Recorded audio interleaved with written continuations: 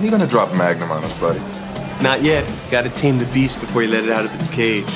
Hi everyone, welcome to Priority Holder, and today we'll be playing Eldrazi Cage in the Timeless format. So this whole deck is centered around the card Collector's Cage. So it has Hideaway 5, so when it enters, you go to the top 5 and you can tuck a card underneath it. And if you meet its condition, you can cast the card for free. So Collector's Cage places counters on stuff, and if you have a minimum of 3 creatures, each with different powers, you can cast the card for free. But that places like a pretty hefty deck building restriction on yourself. You need, tons of creatures, and they have to have different powers. And so one that sort of naturally fits in that game plan is Ajani, which makes 2 different creatures, different powers. Blade Splicer, Bunnicorn can change size to help you reach that. Hangarback Walker can change size as well.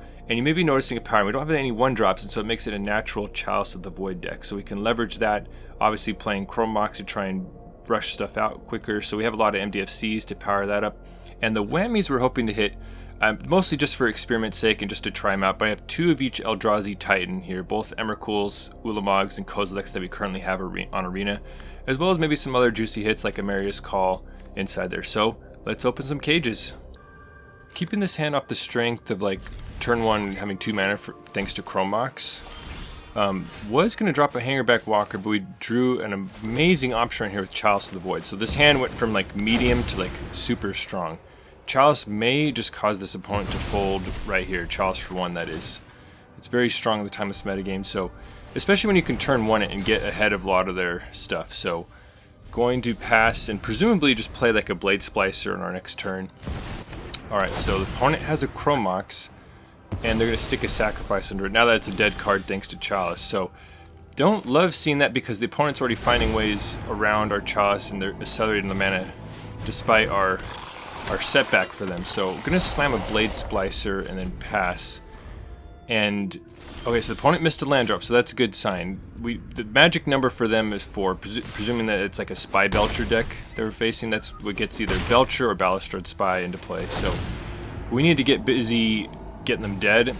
Now there is a question here whether we play an X equals 2 Hangarback or an X equals 1 and the cage. There is an argument to putting cage down just to keep it safe from grief, but things just all of a sudden got bad. I was saying 4 is the magic number. Well, sometimes they run Sorens to make it so 3 is actually the magic number. So here comes Balustrade Spy when we weren't really expecting it. So they're going to dredge their entire deck, and they have a couple reshufflers. So it looks like they have 1 Progenitus and 1 Worldspine Worm. So we're going to get domed by some Creeping Chills right here. Not loving this situation. So they're going to get some Silver Smoke Ghouls back immediately.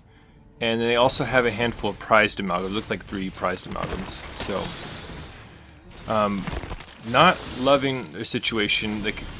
We're at 8 life. This is going to have to be a pretty dang good Collector's Cage right here because we're in a lot of trouble. There's some more creatures coming on our end step. So, going to slam the cage and see what we can find. We have a bunch of Eldrazi Titans after all. So, and we happen to find what might be the perfect one for this situation. Emrakul, the World Anew, which when you cast it allows you to gain control of all creatures from a player. Now, one thing to note, they're going to get 3 more creatures on our end step, so we don't want to fire it off now. And another important thing to know is that Collector's Cage ignores timing restrictions. That's why I'm like letting them just amass as many creatures as they can right here. So I set an upkeep stop just in case they have any other like shenanigans or things going on. But I want to just do this. Well, I'm just going to let them draw. Like, I don't know what else they might be trying to do. Alright, so they're going to activate Sorin. And in response to this, because we're at 8 life, I don't want like anything to go crazy and us to like die all of a sudden. So you got to be careful to place this so they end up with 3 different powered creatures.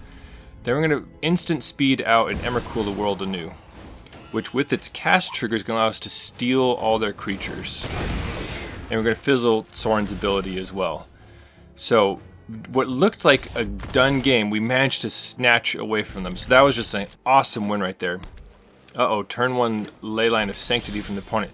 Now this is another pretty dang strong hand. So we have turn 1 Chalice. We're going to slam that and probably slam a Chrome Mox, tucking one of our MDFCs. So this could be pretty devastating to the opponent right here.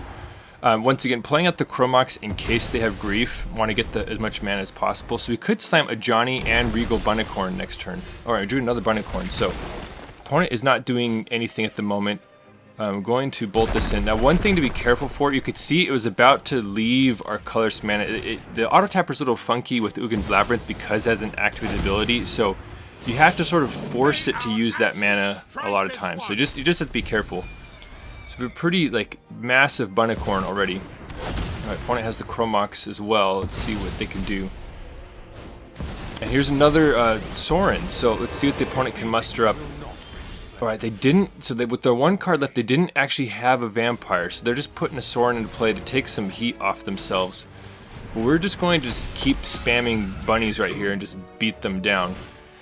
Definitely want to get rid of Sorin, even though it's like a lot of damage we're taking off the table, because Sorin can just cause so many problems for us if it's left alive. So, but the thing is, the opponent has one turn. We already have 21 power bunnies, and yeah, that's enough for them. So sometimes you just beat them down with some bunnies.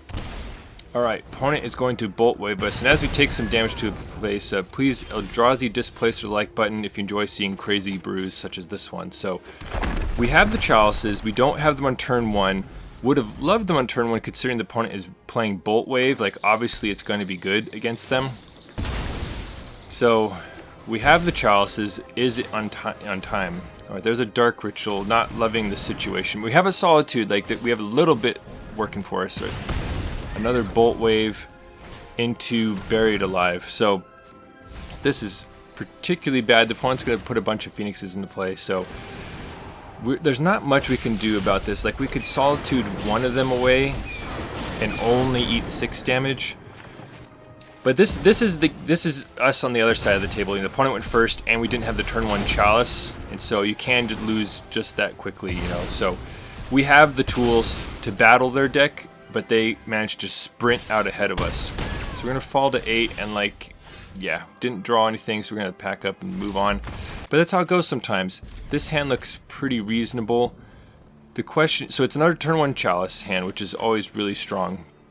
So we're going to play a land, play a Chrome Mox. I'm going to stick a Bunnicorn under it just because it's like redundant, and then slam a turn 1 Chalice X=1. And this instance where I'm not going to play the Chrome Mox because I want to see if we draw something that I'd rather stick under it, because both Ajani and Regal Bunnicorn could be pretty useful. Alright, so there's another Ajani. It's still not certain whether we should use the Chrome Mox because we have a bunch of useful spells in hand, and playing the other Ajani could flip our current one, you know. So I'm going to keep holding on to that Chrome Mox in case we find something like truly not that great to tuck under it. So the opponent's going to put a Grafdigger's Cage on the stack, and then that's it. So they were not equipped for the Chalice battle. Now this, as you could probably tell, is a very experimental deck. I was actually having to mulligan a lot because I just had like a lot of weird hands that were just like Chrome Moxes and Hangarback Walkers, or Chrome Moxes and Collector's Cages and no creature. Like, there's a balancing act. You need the whammy hits like the Eldrazi to stick under the cage. You need plenty of creatures to like hit the minimum 3 in play. So you end up with a lot of like weird hands that just don't really work together. So I consider this like a very experimental deck. Like, this is not refined at all, but this is me like working through ideas and seeing potential. We'll put it that way. So opponent's gonna Amped Raptor, and we had a heavy mulligan, and that didn't help that they took our Chrome Mox because our hand is pretty bleak now that happened. They're gonna pass to us. Alright, so we did manage to find a land. Like, it might have been just game over right there if this was not a land. Like, sure, we have a Solitude, but them taking away the Chrome Mox is pretty strong. So we're going to put Ajani into play and hope we can survive the onslaught the opponent's putting down. So they're going to attack in. So they know, obviously, that Ajani can flip if we block here. And I could have called them on it, like blocked, and see if they had the removal for Ajani, you know. So honestly, I probably should have done that now I think about it, because we have the spare Ajani in case they like remove it out from under us.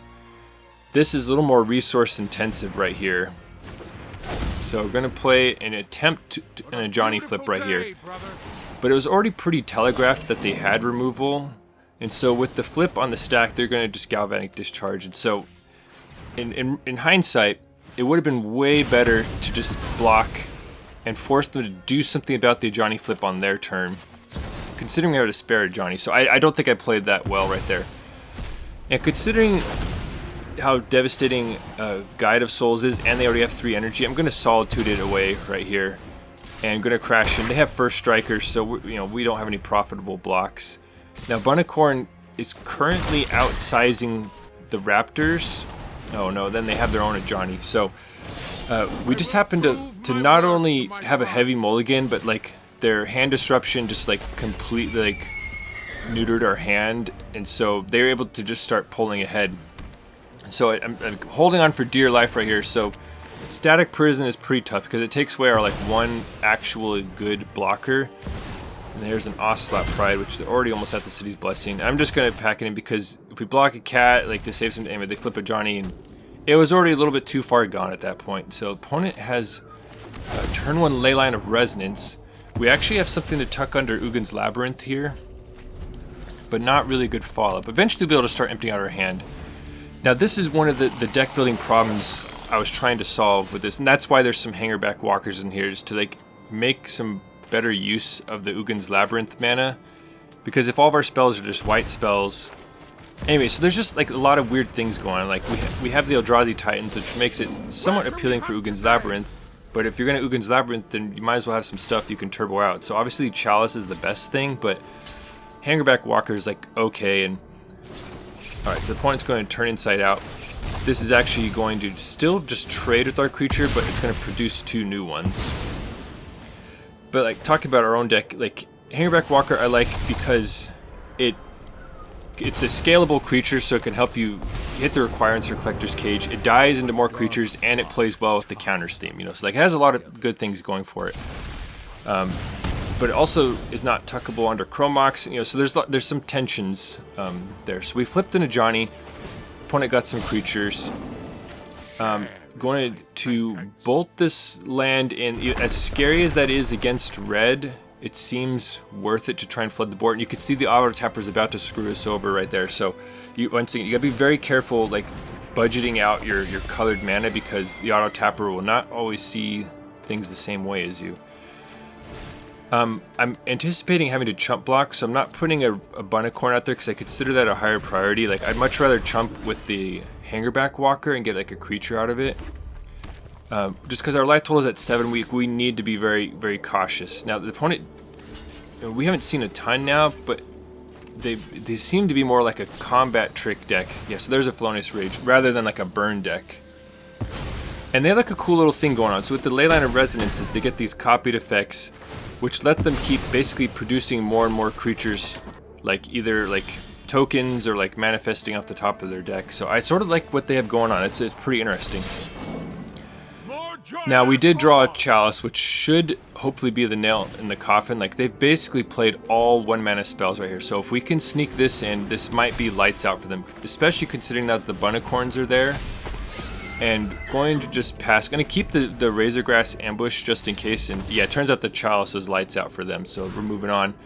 That like I was talking about, like there's just a ton of clunky hands. Like I'm keeping this one off the strength of like Ugin's Labyrinth into like some early Blade Splicers, but it's just like, what are you doing with your life if that's all you're doing, So I don't know. It's a little tricky. It makes me wonder if this deck should be paired with red. That way you have like FOMOs and stuff to pitch away the like clunky cards that aren't that good.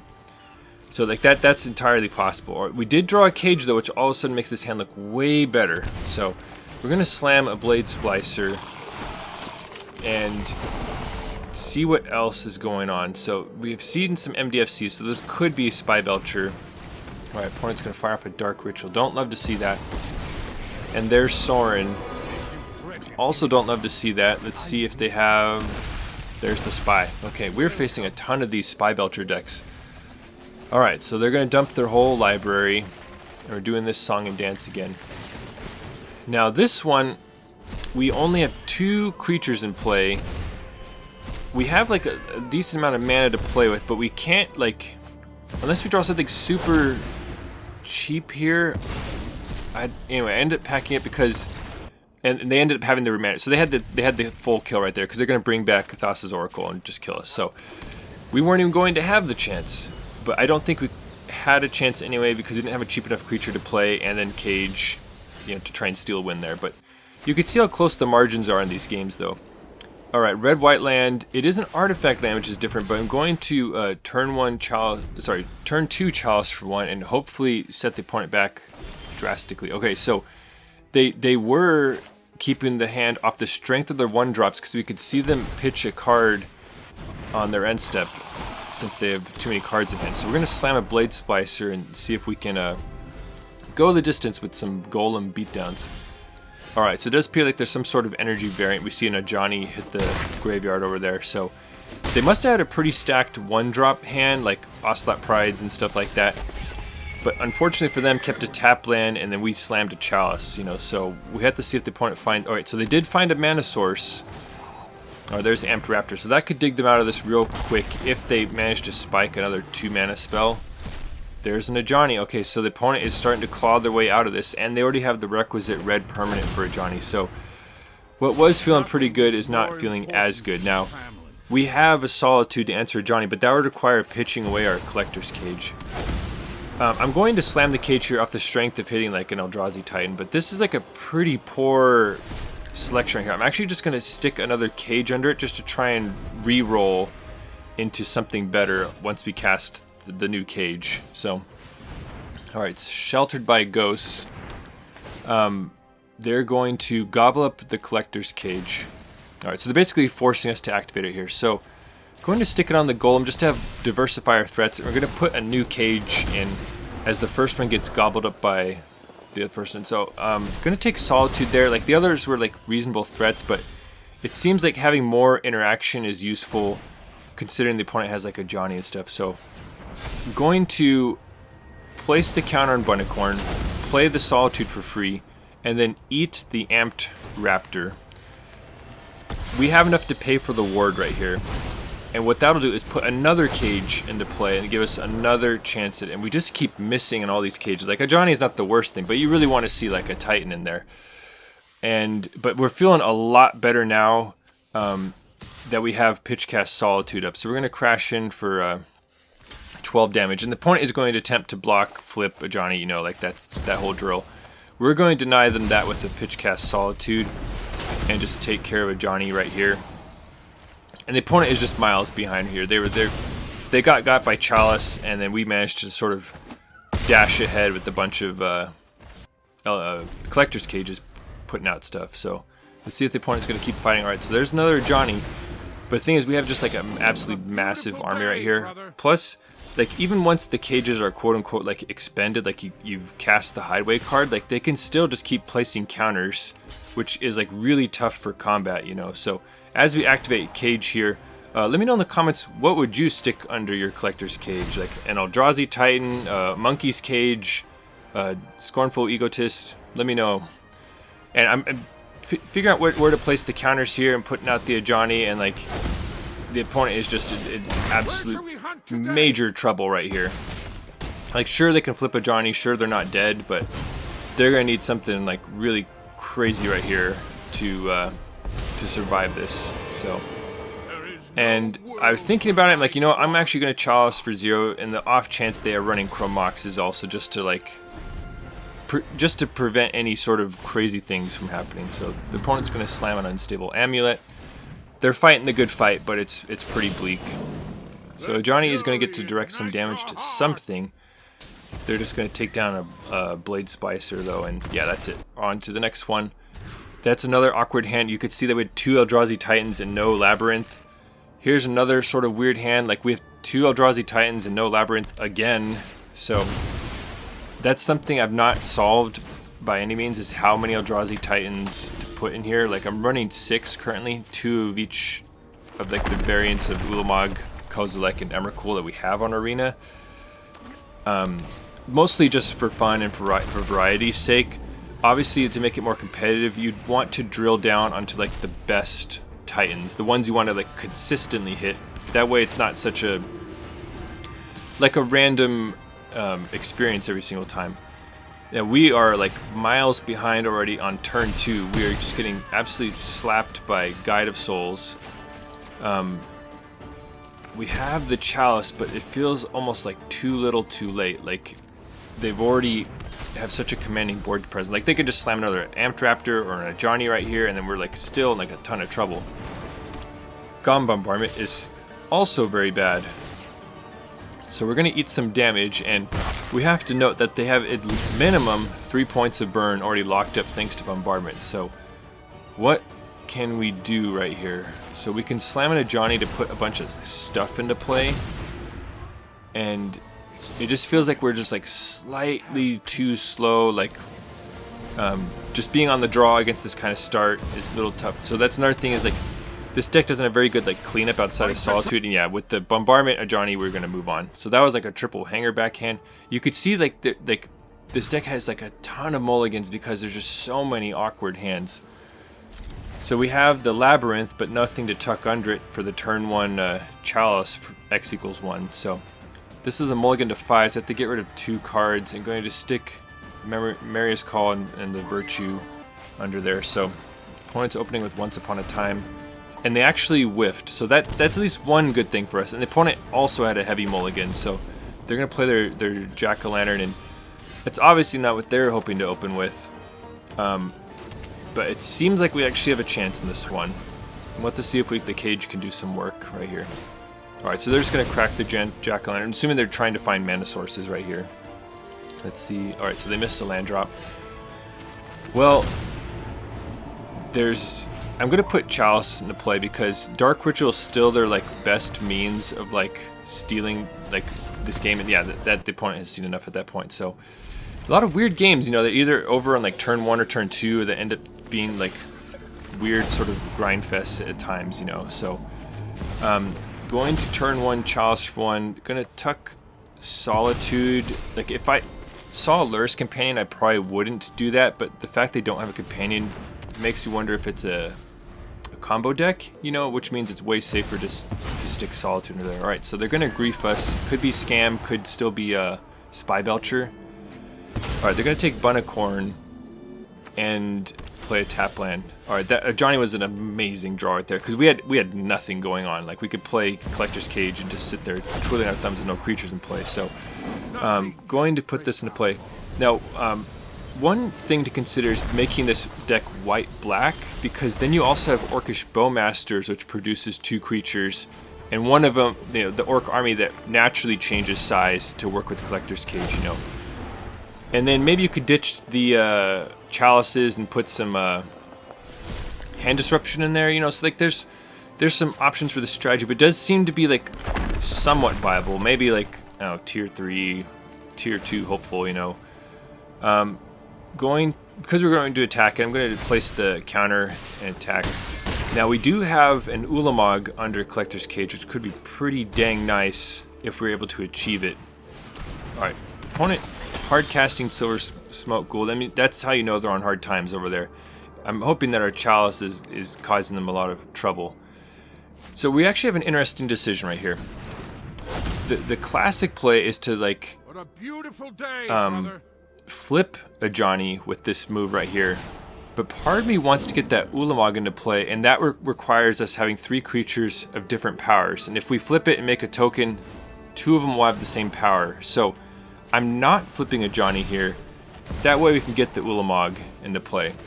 So it's going to exile the top half of their library, and because they're a Spy Belcher deck, we managed to hit a Progenitus. So we have an Annihilator 10 Ulamog right now, which is like absolutely incredible. I was so happy when I saw it. I'm like, yes, like this is gonna be amazing. Like we just got untap, attack with it, and this is gonna be so good.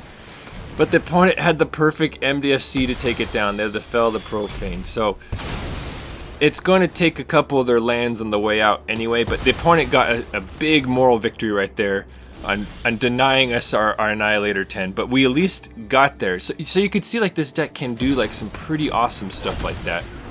We're going to play another Collector's Cage and just keep the train going. We can nearly just win off Collector's Cage triggers here. Like if the opponent blocks the 4/3, we are just short of dumping the counters on the other 2 creatures and killing them.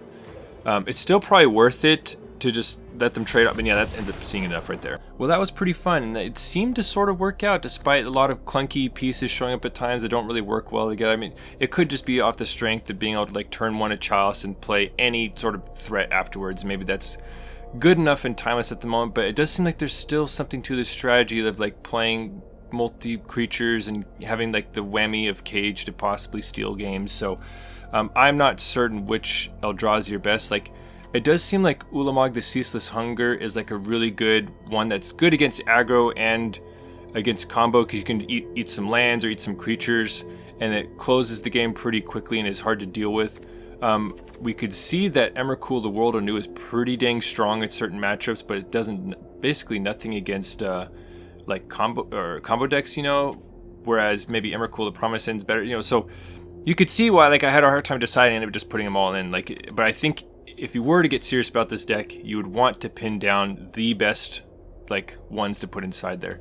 This deck is still a work in progress. There's a lot to think about and talk about. There's other colors you can dump in. I'll tell you some things I was thinking about. I was going to go way deep on like turboing out Collector's Cages to Ornithopters, but it just does nothing on its own, and so I ended up cutting it, and I don't think it's needed.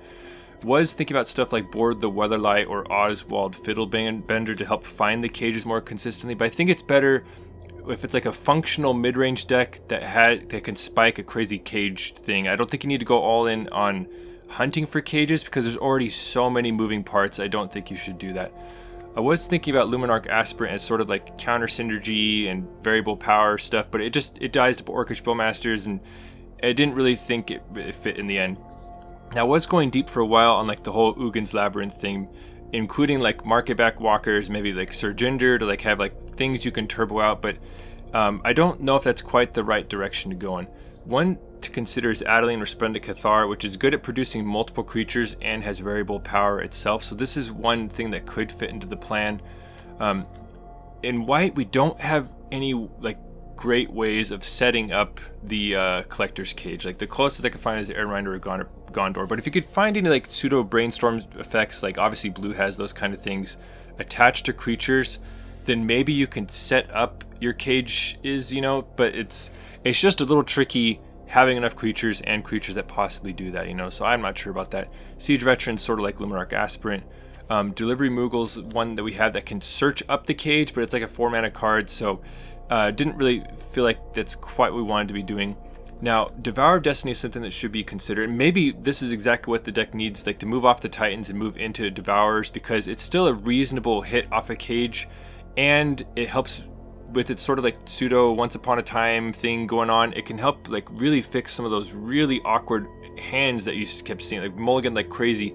This could, you know, in our opening hand is way better than Eldrazi Titan, especially for missing like Ugin's Labyrinth, you know, so that's something to consider. And then you could go really deep on like the counter synergies with like Mikaeus the Lunarch.